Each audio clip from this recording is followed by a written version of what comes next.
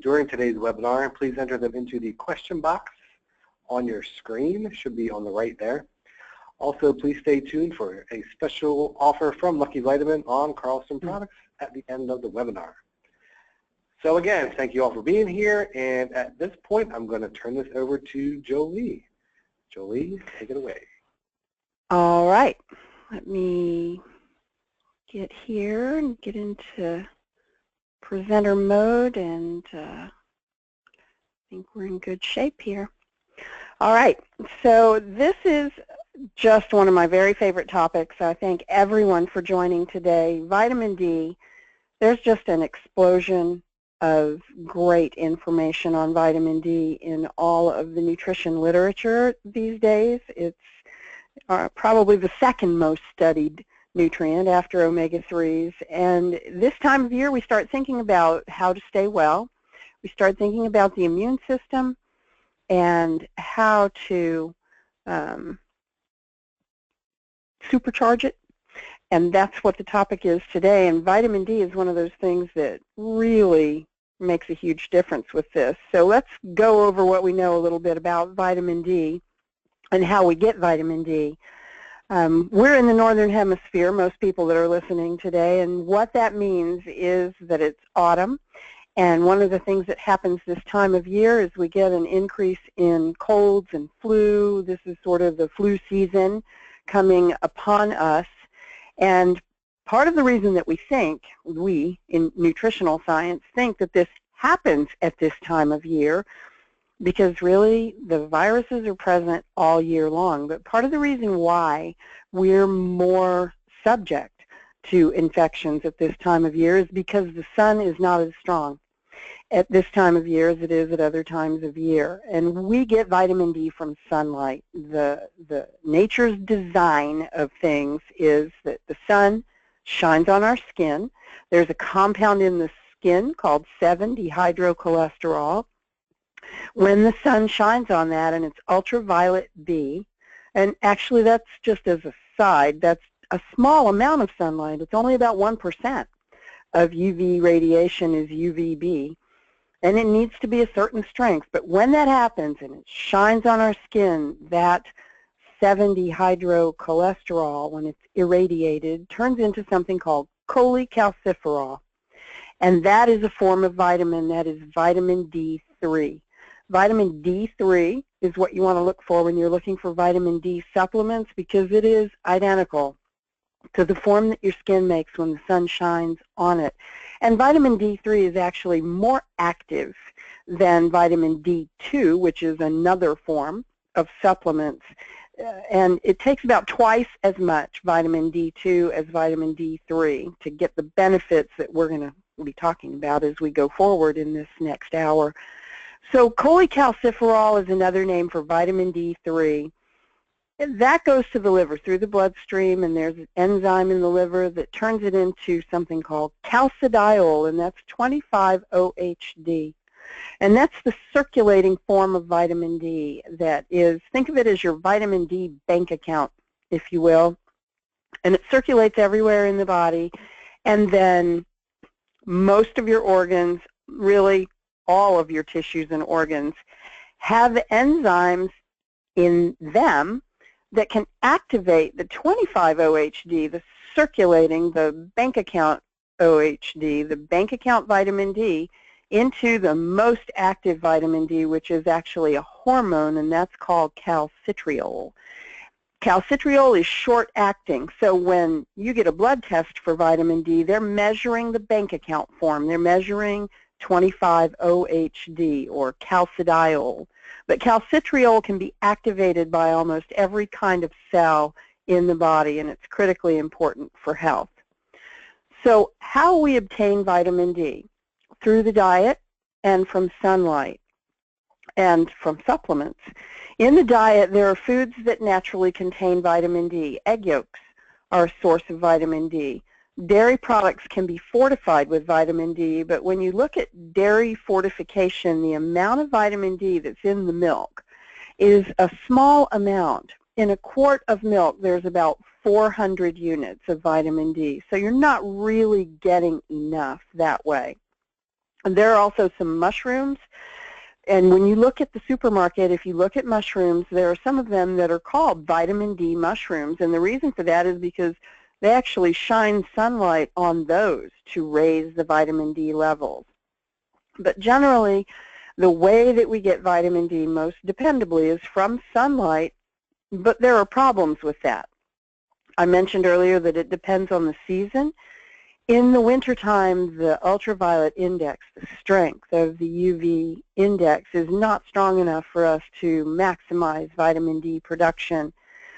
So the wintertime production of vitamin D fails to maintain adequate levels. And that's true in most of the U.S. from October until about the beginning of April. So that's one thing to know.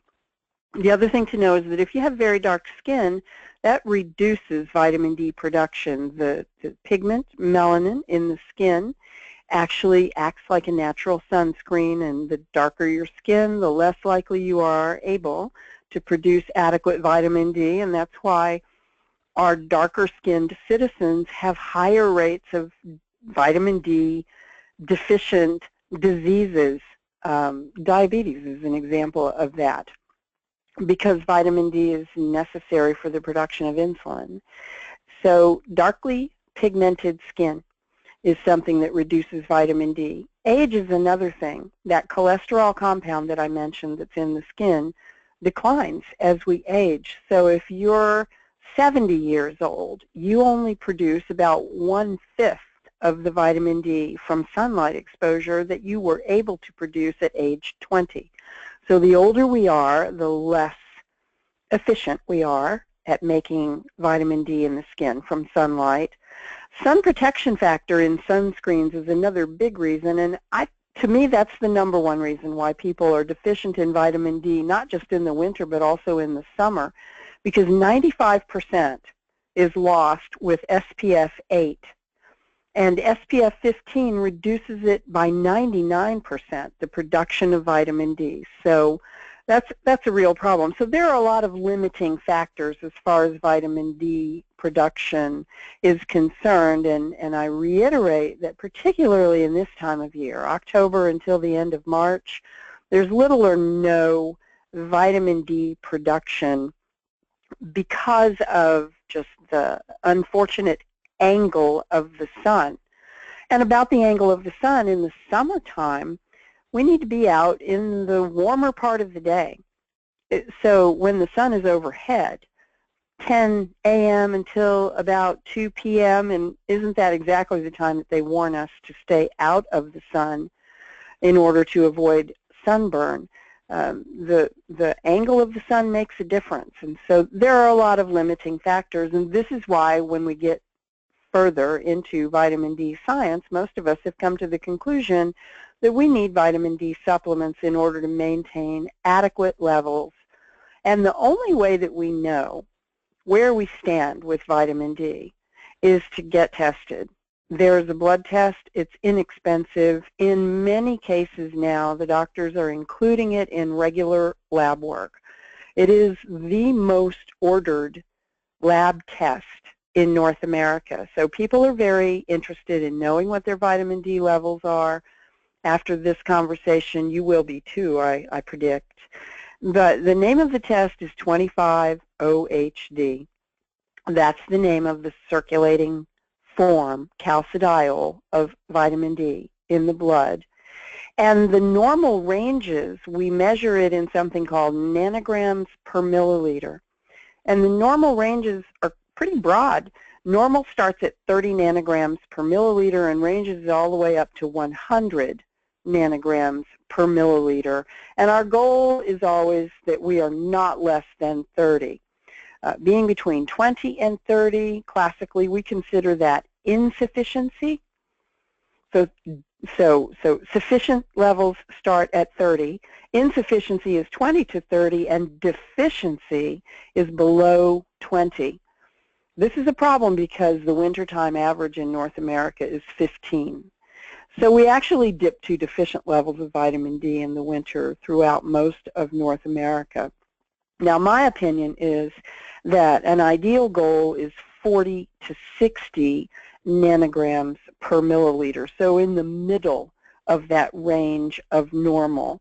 And I want to point out that vitamin D is inherently very, very safe, that there is little to no evidence of harm of vitamin D, even at levels far and above the 100, even at levels of 150 nanograms per milliliter, we see very little evidence. Now, what would we see? We could see something, a condition called hypercalcemia, where calcium levels begin to increase. This happens at very low levels of vitamin D and also at very high levels of vitamin D. So that's the danger, too much calcium circulating in the bloodstream. But again, I want to reiterate that even at levels of 150 nanograms per milliliter, it is a rare occurrence that we see hypercalcemia event. Now, indications for vitamin D level testing, I want to point out that if you're on Medicare, it's free. Medicare covers vitamin D testing. And even if you're not quite ready or old enough for Medicare yet, your doctor can usually get a vitamin D test for you. Your insurance company will probably pay for it. The indications that would point out that you might need vitamin D testing is muscle pain. Muscle pain is a symptom of very low vitamin D levels, history of fracture, and any of the osteo issues, so bone pain, softening of the bone, or outright osteoporosis. These are all indications for vitamin D level testing. Now, why do I say that the ideal goal is 40 to 60 nanograms per milliliter? This is a look at, and I know we're talking about immune function today, but I want to talk about, just for a moment, some history with vitamin D in a case where immune function is very compromised, and that example is cancer.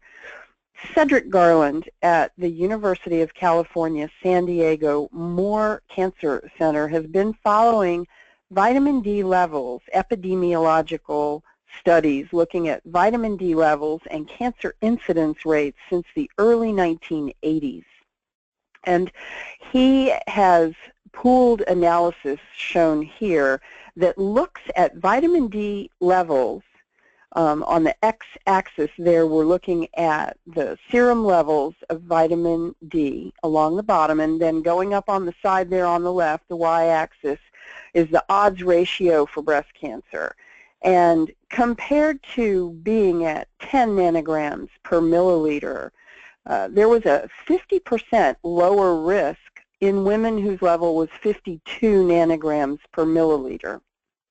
I happened to see the presentation of this and this next slide several years ago at a vitamin D conference in Toronto, where Dr. Garland was presenting, and this slide was what was on screen when he made the point that in a hospital, associates of his in London who also had been following vitamin D levels and breast cancer incidence since the early 1980s had made the observation that women were at 50% lower risk of breast cancer if they were at 48 nanograms per milliliter rather than at the 10 nanograms, which in the United Kingdom was a typical measure of vitamin D levels. So the thing to know, though, about this kind of graphing is that the line continues, and you see that there's a declining level of risk with increasing levels of vitamin D. And Dr. Garland actually made the statement that they had never seen breast cancer in a woman whose level was 70 nanograms per milliliter. So that became my personal target, but 40 to 60 is a physiologic range that young people can accomplish out in the sunlight in the summertime. And so when I say my opinion is ideal level is somewhere between 40 and 60, that's just a level that has shown some benefits as far as risk reductions. Now I want to talk about infections and vitamin D, because I mentioned that in the wintertime, children can have levels that are pretty low. The average is 15 nanograms per milliliter. In this study, which was actually from the European Journal of Clinical Investigation. They looked at children, infection rates in children with lower respiratory infections, and children that had 25 OHD levels, less than 10 nanograms per milliliter, had 11-fold higher rates of respiratory infections compared to children that had levels of vitamin D at 30 nanograms per milliliter or better. So this was a heightened example of the way that maintaining adequacy with vitamin D leaves us less likely to experience the kinds of respiratory infections that are typical at this time of year. And so here's another infections and vitamin D levels. This was looking at respiratory infections in people that had the lowest vitamin D levels, 10 nanograms per milliliter or lower. They were 40% more likely to report having had a recent respiratory infection than people who had vitamin D levels of 30 or higher. And in people that had asthma, asthma patients with the lowest vitamin D levels were 5 times more likely to have had a recent respiratory infections. And within COPD patients, respiratory infections were twice as common among those that had vitamin D deficiency. So people are more prone to respiratory infections when they have very low levels of vitamin D, and people who are at risk for respiratory infections, people with chronic respiratory issues like asthma patients or like chronic obstructive pulmonary disease patients, which is what COPD is, are at great risk for respiratory infections. And so it's very important that they not have low vitamin D levels. Vitamin D is also very important in immune system health, and studies have shown that there's a link between vitamin D status and the risk of developing influenza. People with low vitamin D levels have an increased risk of developing influenza. And I want to say that now's the time to start with boosting vitamin D levels for the coming cold and flu season, because when we increase our vitamin D intake, and I will be more specific about how to begin and how to dose with vitamin D in a few minutes, but when we increase our doses of vitamin D, we don't really fully move the bar as far as increasing our level for about 12 weeks. So we want to get into the business of boosting vitamin D levels ahead of cold and flu season, and not when we start to feel a scratchy throat or sniffles. Now's the time. It's really important for us to jump into vitamin D awareness and be moving our levels higher this time of year. Don't wait. So how does vitamin D work? Well, there are vitamin D receptors that are found on cells in the immune system, all types of cells, and vitamin D can bind to these receptors. And vitamin D works in the immune system by reducing the levels and the production of inflammatory proteins called cytokines, as well as increasing the amount of antimicrobial proteins. Microbes are those infection-causing organisms, and our body actually makes proteins that wipe them out. Think of it as our own innate natural antibiotics or antivirals. So those are called antimicrobial proteins, and they are naturally occurring antibiotics that destroy invading germs and viruses.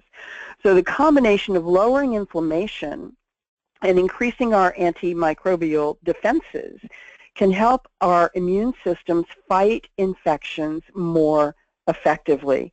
These actions also reduce the risk of developing pneumonia, which is the primary complication of influenza that makes the flu fatal for some people. Just getting the flu for a fairly strong person might or might not be particularly dangerous, but in a person who is more weak, whose immune system is not that robust, influenza can be deadly. So we want to build up our natural defenses, and vitamin D is really the best thing that I can think of. With that said, it's important to point out that lots of people do not have optimal vitamin D levels, and children in particular are likely to have suboptimal vitamin D levels. So the American Academy of Pediatrics, in their journal, Pediatrics, took a look at a big national health and nutrition survey. It's called the National Health and Nutrition Examination Survey. They were looking at vitamin D levels in children age 11 and younger.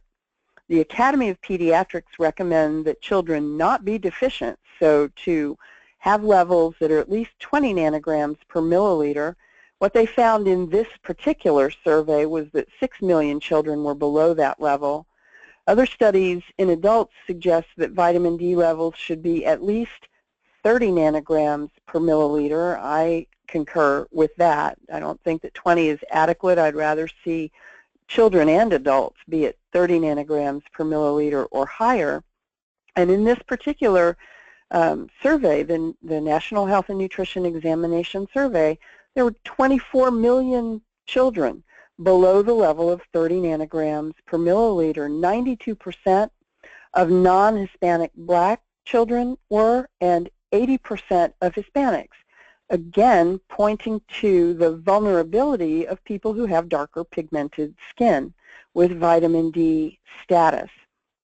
So this was in the 2009 September issue of the journal Pediatrics, and it's really, really important as parents that we make sure that our children are getting vitamin D on a daily basis.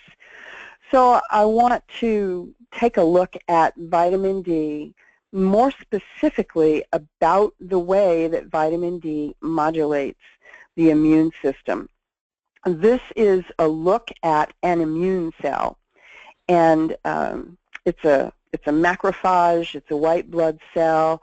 We have tens of thousands, hopefully, of them at any point in time in our bloodstream. They circulate and they look for viruses and bacteria. When they spot something, this is actually an image from a microscope of a macrophage grabbing bacteria and pulling the bacteria. It's going to pull that bacteria back and engulf it. Macrophage means big eater. And that's what they do. They come along, it almost looks like Pac-Man, and they find the virus or the bacteria and they engulf them. And then there are chemicals inside that white blood cell that are cytotoxic, meaning can kill whatever the organism is. So let's examine vitamin D's role in all of this. Remember I said that vitamin D circulates everywhere in the bloodstream. Your bank account vitamin D, calcidiol, 25-OHD, can be activated into the hormone calcitriol, the most active form of vitamin D. Now that form, calcitriol, helps to mature immune cells. We call that differentiation. Calcitriol, the hormone vitamin D, makes the little stem cell immune cells grow up and develop into fully functional adult mature immune cells. So hormone vitamin D enables differentiation or the maturation of monocytes, the baby immune cells, into the fully adult macrophages. That hormone vitamin D also increases the activity of enzymes inside the macrophages, lysosomal enzymes, and that boosts the killing of the viruses or the bacteria or the fungal cells. It enhances the rate of this process of killing the invader, which we call phagocytosis. And vitamin D makes that immune cell more toxic to the invaders. Now, all of those macrophages, those adult, those fully formed immune cells, possess the enzyme hydroxylase. That's the enzyme that is able to activate the hormone form of vitamin D from the bank account form of vitamin D, the 25-OHD. It turns that into calcitriol, which then makes that cell more deadly to invaders. Also, vitamin D enhances the production of something called cathelicidin, which is an antimicrobial peptide. It's a protein, and cathelicidin should be in your lungs. It should be in the bloodstream. And vitamin D enhances the manufacture of that. Cathelicidin, that particular compound, made from vitamin D, made by immune cells and residing in your sinuses, in your nasal passages, and in your throat and in your lungs, is so potent that it can actually kill the tuberculosis bacterium. So you see through these examples how vitamin D is critically important. It is a native of the function of our immune cells, and our immune cells grow up with the help of vitamin D, are activated with the help of vitamin D, and are much more deadly to the invaders that we encounter during cold and flu season. And if we have good levels of cathelicidin, we're more resistant. So all in all, allowing oneself to have insufficient levels of vitamin D is sort of like asking for the cold or the flu. It's that central to our resistance to respiratory infections. Now, respiratory infections are not the only kind of infection that vitamin D helps to fight. Ear infections are another thing, and this was a 2013 study that was an inter-science conference on antimicrobial agents and chemotherapy, and vitamin D helps to control against recurrent ear infections. So we're looking at acute otitis media. Those are three words that can just strike fear in the hearts of every mom and dad, because these ear infections often develop from upper respiratory infections when the mid-ear gets infected with bacteria. And children who get these ear infections repetitively have what is called recurrent acute otitis media, or just recurrent ear infections. This is a major cause of, first of all, pain and suffering in your babies, but also lost revenue, missed days of work and school. This is a huge problem. Supplementation with vitamin D increased serum levels with vitamin D in children who had recurrent otitis media, and that was significantly associated with a reduction in the total number of acute otitis media episodes. So they took 116 kids with a history of repetitive ear infections, and they gave them either a placebo or 1,000 units of vitamin D for 4 months. They saw a reduction in the number of ear infections in the children who got vitamin D compared to the kids that only got placebo. And they also found that the kids who took vitamin D were less likely to have complications with their ear infections. So children with repetitive ear infections, 1,000 units of vitamin D during cold and flu season. It was a 4-month dosing. 1,000 units of vitamin D is not an excessive amount for even young children. There were studies where they gave babies in Finland 2,000 units a day for the first year of life, and then followed them looking at diabetes incidence reduction. But it's not a toxic amount. In this case, it reduced the number of ear infections, and it certainly is something to consider if you have a family with children who experience this. Now, a new study also has just found a correlation between vitamin D levels and asthma severity. The question was, might vitamin D improve asthma by improving lung function and decreasing the risk of attacks by boosting the immune system? And what they found was, among asthmatic adults who had vitamin D levels measured, that the more severe the asthma, the more likely the person was deficient in vitamin D. 91% of the patients had deficiency levels of vitamin D that had severe asthma attacks. Only 50% of patients with severe asthma did not had insufficiency levels. And the researchers also found a trend where the higher the vitamin D, the better the lung function. They measured that by a breathing test called forced expiratory volume. So what this suggests is that vitamin D insufficiency is frequent in asthmatic adults, and it's predictive of the risk of severe asthma. For babies, vitamin D is recommended from day one. The American Academy of Pediatrics in particular recommends 400 international units of vitamin D daily in breastfed infants. This is because there's a large number of women who have insufficient vitamin D levels, and when the mom's level of vitamin D is insufficient, she's not able to pass along enough vitamin D to her baby to support both herself at sufficiency and the baby at sufficiency.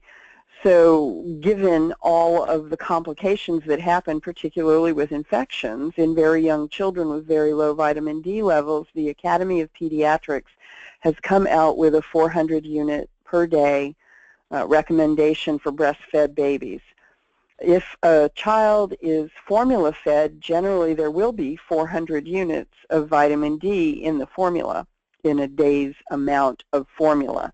But for moms that breastfeed, the babies need vitamin D. And once babies are eating regular food, they need supplemental vitamin D. And there are vitamin D single drop doses that do not have a flavor that are an ideal way of getting the vitamin D into the baby. If mom is breastfeeding, she can actually put the vitamin D drop right on her nipple, let the baby latch on, and the baby gets the vitamin D, or on her thumb and just rub it on the baby's gums. But vitamin D, 400 international units for breastfed babies from day one is the recommendation. Now here is a way that we look at how to predict the increase in vitamin D level based on your starting level and additional dosing. The rule of thumb is that each 1,000 units of vitamin D intake increases serum 25 OHD by approximately 10 nanograms per milliliter. So what that means is, let's say you were starting out and you got your vitamin D test and you found out that you were not at 30, you were at 20. You might be able to get to 30 just by taking an additional 1,000 units of vitamin D in addition to whatever you're taking now. So when you're considering your vitamin D intake, you want to look at your multivitamin. You want to look and see if any of the other supplements that you're on contain some vitamin D. For example, maybe your omega-3 supplement is a cod liver oil supplement that naturally has some vitamin D occurring. Take a look at that. See, how much do you take and how much vitamin D does that dose provide?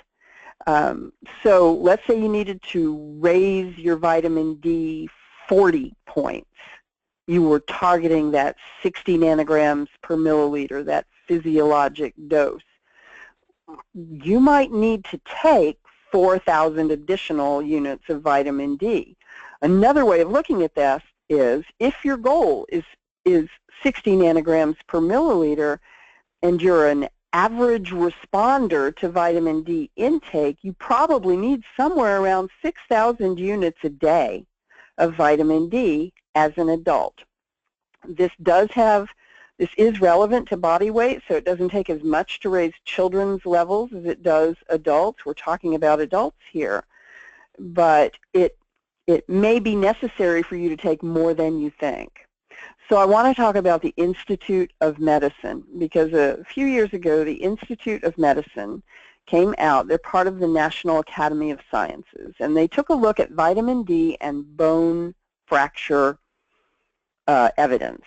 And they came out with a recommendation of 600 international units for most adults, as 600, not 6,000. And this is where the Institute of Medicine came under a tremendous amount of fire from the vitamin D research community. Doctors like Cedric Garland and other vitamin D researchers really took them to task and said, you're off by a factor of 10, that 600 international units would never support 30 nanograms per milliliter, much less a more scientifically founded target of 60 nanograms per milliliter. So let's say you don't know your vitamin D level, but you listen to this and you've decided, wow, I sure don't want to be deficient, and I'm not going to have a checkup for another 6 months or 8 months. You know, where do I start? My answer is usually 5,000. 4,000 to 5,000, depends on the product that you choose. Some of them come in 4,000 unit doses. There are some in 5,000 unit doses. Carlson makes a 10,000 unit that's meant for medical dosing. We recommend 5 a week. A lot of doctors recommend 50,000 units weekly to boost vitamin D levels. But most adults are going to need to take somewhere around 4,000, 5,000, 6,000. So just to err on the side of caution when I meet someone, if I'm talking at a public lecture, I'm in a store and someone asks me the question, I usually say, as an adult, start with 4,000 units a day. Get your level measured at some point and see where that has you, and then go from there. If you start becoming fascinated with vitamin D science and you decide that you want to maintain 60 nanograms per milliliter, or like I did after that vitamin D conference, 70 nanograms per milliliter, remember those are still well within the normal range, you may need to boost your intake. Everyone is different in the way that vitamin D levels increase based on dosing.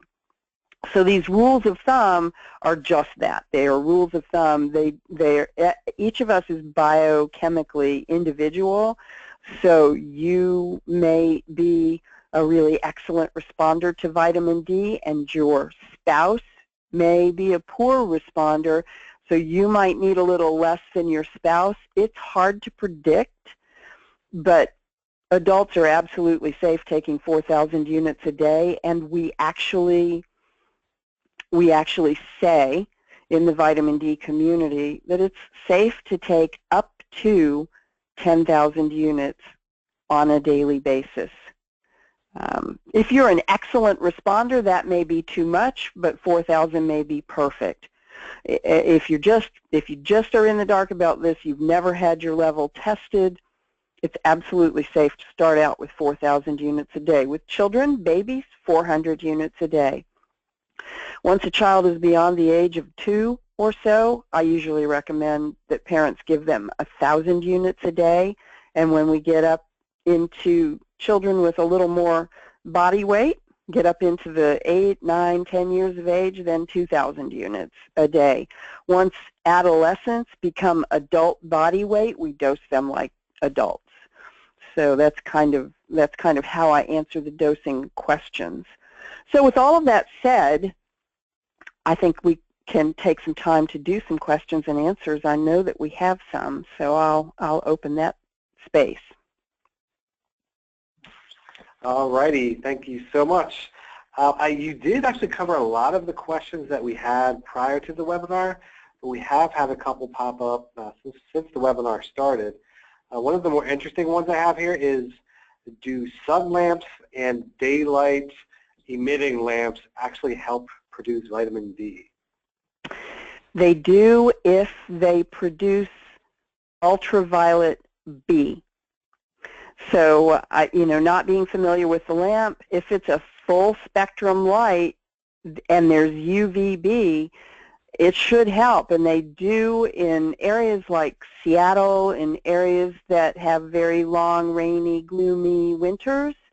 They do use full spectrum lighting as a treatment for seasonal affective disorder, which is a form of depression that happens in the wintertime, which happens to be associated with low vitamin D levels.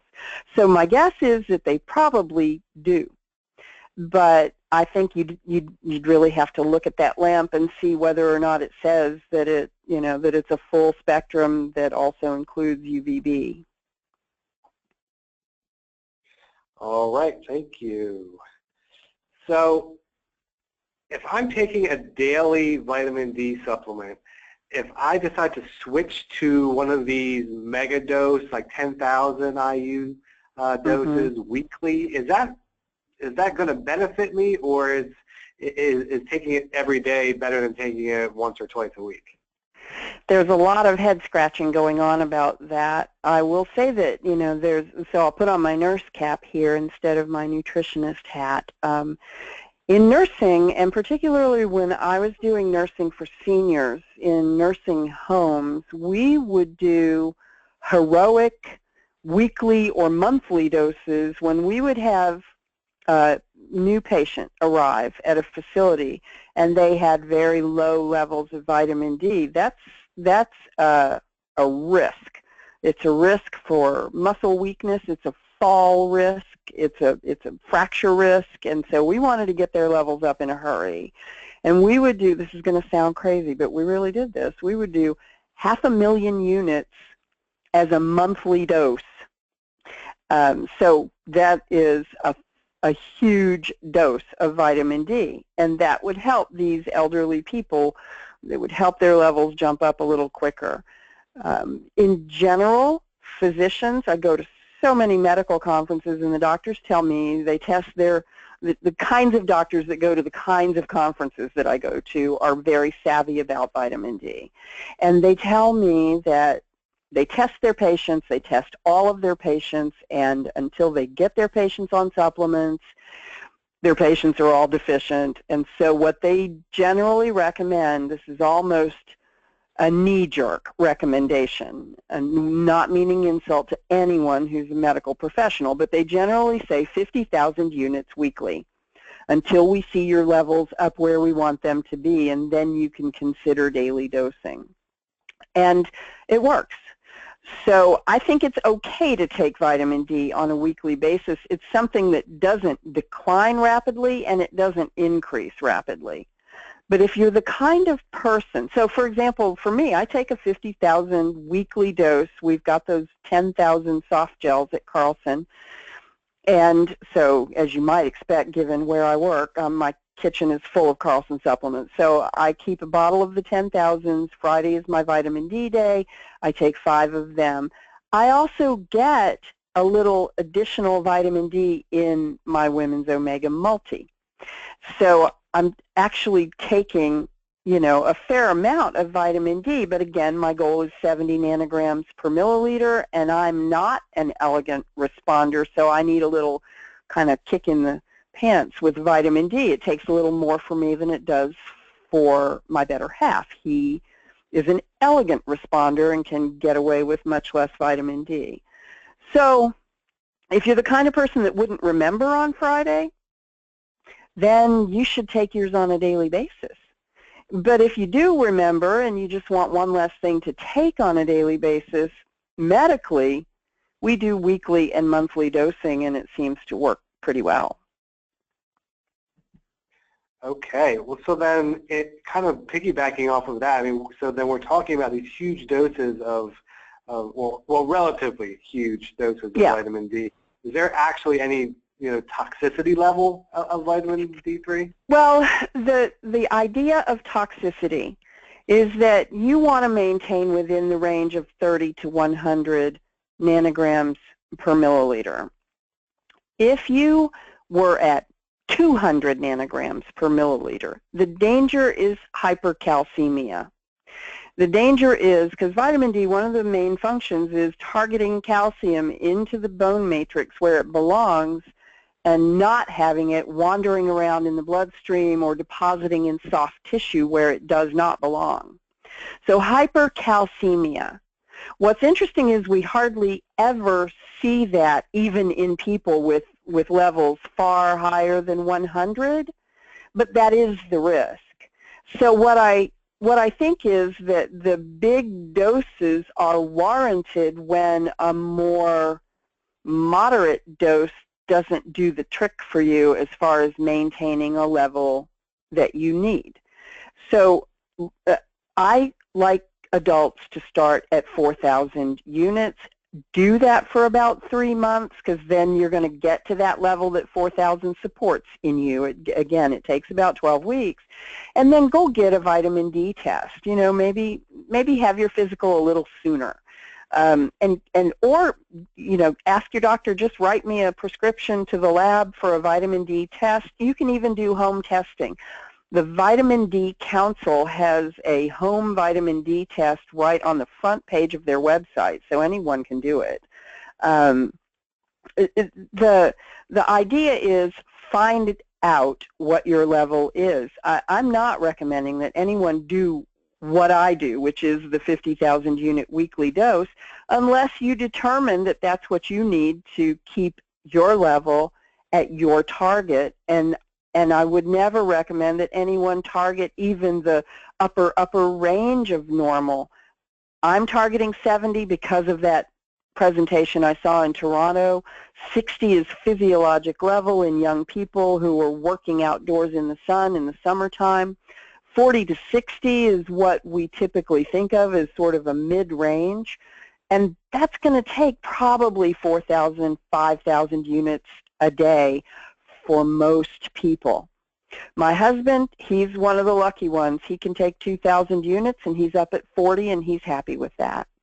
But some people have a harder time. The older we get, the harder the time. A lot of us have. So it's the hard part about this is it's very personal. And that's why I really like for people to just go get the test and find out where they are. And then if you need to raise it 10 points, add another 1,000 units to what you were taking that gave you that test result. That's sort of the rule of thumb. All right, thank you. So you were talking about vitamin D in the context of influenza as well. Is there any sort of study out there that may show that I statistically have a better chance of preventing the flu by taking vitamin D than I do actually getting the flu shot? They haven't compared directly to the flu shot. I'm not a huge fan of the flu shot. People have to make their minds up about that for themselves. But the way the flu shot works is the CDC tries to predict what strain of flu is coming. And then they make the shot based on that prediction. And sometimes they're right, and sometimes they're not right. So there, you know, we're all familiar with news reports sort of at the end of flu season where they say, wow, they really got it wrong this year, and the vaccine wouldn't have worked against this year's strain. So a lot of people get flu shots. A lot of people choose not to. That's a personal decision, but vitamin D absolutely powers up those immune cells in the ways that I mentioned, making them more toxic to viruses, and influenza is a virus. So we know that we're getting a benefit as far as those cells being better able to cope with viral challenges when we have mid-range level of vitamin D. We're not always sure that the flu shot was designed perfectly for this season's challenge. So I kind of feel like the vitamin D, you know, get the flu shot if you want, but for goodness sake, don't let yourself be down in an insufficient range with vitamin D. Okay, well, thank you for that information. I know I kind of opened a can of worms there, but I think it was a really good answer. Well, I try to be diplomatic. You know, right. I would never discourage someone from getting a flu shot just because, you know, back with the nurse's hat, it does reduce the numbers of people who end up with the flu when they get it right. They don't always get it right, though, and so that's always my concern about vaccination in general. You know, then we almost get political. I don't want to go there. and certainly not with my, certainly not with Carlson behind me. We never want to discourage people from following their physician's advice, but I will say with all my heart that the best thing, in my opinion, that we can do to reduce the likelihood of having severe respiratory infections of whatever kind is get our vitamin D status up to optimal range and keep it there. And then it's all the other things. Stay hydrated, wash your hands, cover your mouth when you cough, stay home when you're sick. All of those things are great advice, and we could talk about vitamin C boosting immune function, but I will say that vitamin D is the most powerful thing I can think of when it comes to this. Okay, Jolie. Well, thank you again. So we're going to wrap this up now. Thanks, everybody, for attending. And another big thank you to Jolie for all the information. This webinar will be emailed to all registrants soon. And you can also find it by visiting LuckyVitamin.com and searching keyword webinar. Check out all the other cool webinars while you're looking. Please see your screen for a special offer. Thank you all for attending. Have a great day. And if you enjoyed the webinar, tell your family, tell your friends, and help us spread the wellness. See ya.